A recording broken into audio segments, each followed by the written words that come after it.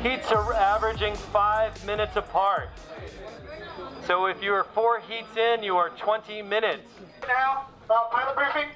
So we're going to do a freestyle practice.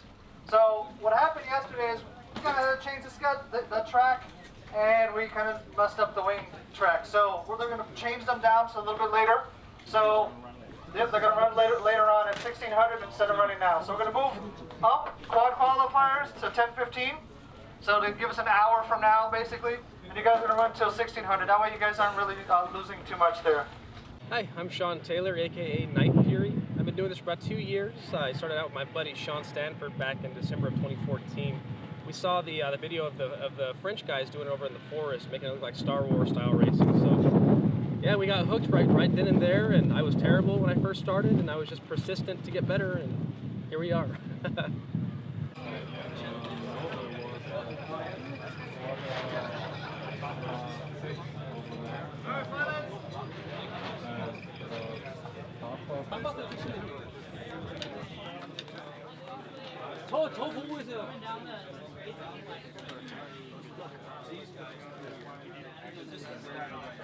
So as far as the changes I've seen in drone racing, it's not as much as you'd think. Everybody's gotten faster, they've learned new tricks, and the power levels have gone up more. People are getting more consistent now instead of just trying to go out crazy and going crashing.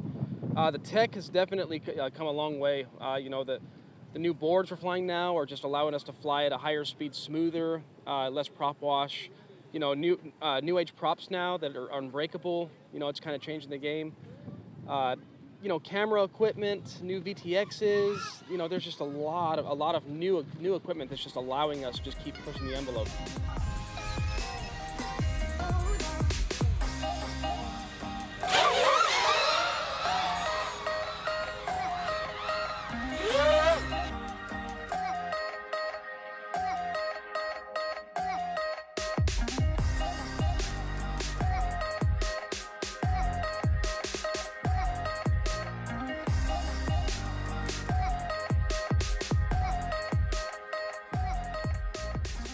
We are from Ukraine.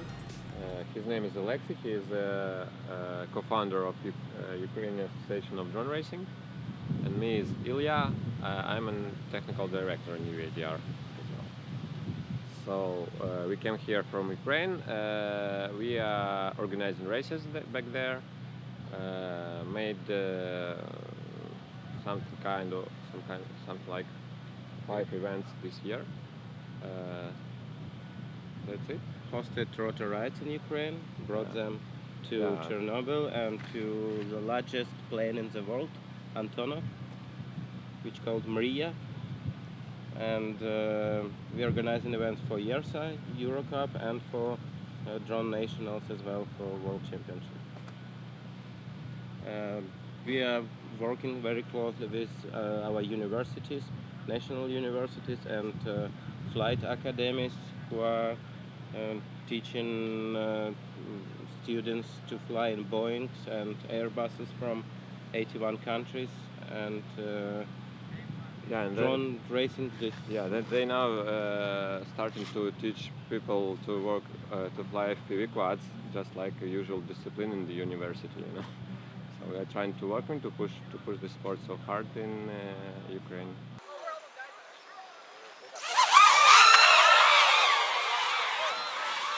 So my name is Trappy. I'm also known as Raphael Perker. I run Team Black Sheep, which is a company that focuses on FPV technologies and specifically now on FPV racing.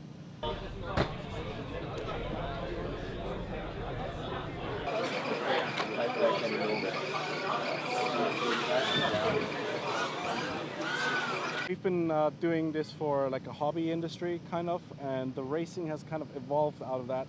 So if you look at, for example, RC car racing, we're kind of in that spot right now where drone races are really becoming very specific, so you cannot just use a general purpose drone. You actually have to build a specific FPV racing drone.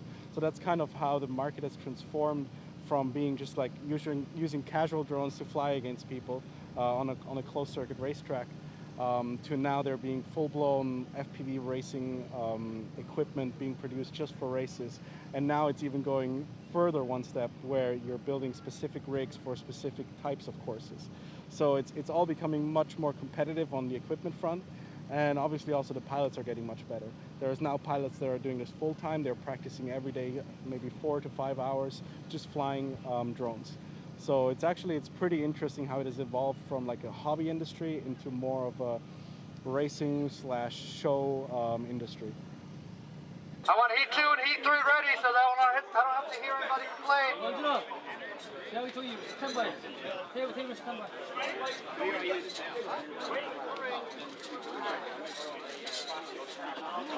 We are working with university even, and they will start teach the students to fly FPV quads, and they promises us 200 more pilots next year in our championship, you know. So we are trying to raise the community, to push this market in Ukraine, to make events to promote this market, and like it. Also, we are working on producing new quads and evolving drone quads to make it better, faster, and to win at last this championship.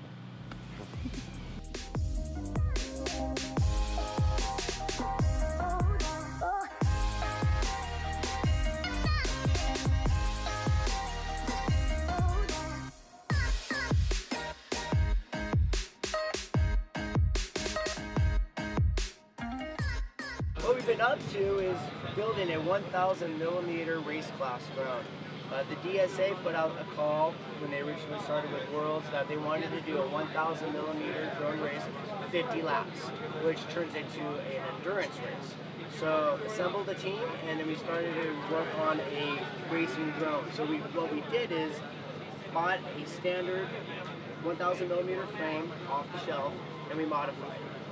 We injected this with foam, we took off the standard landing gear, put it on our own 3D printed with like Ninja flexible, and then we put a race flight controller inside. So we're using the flight controller that the racers are using out here, which is an F303 from FPV model.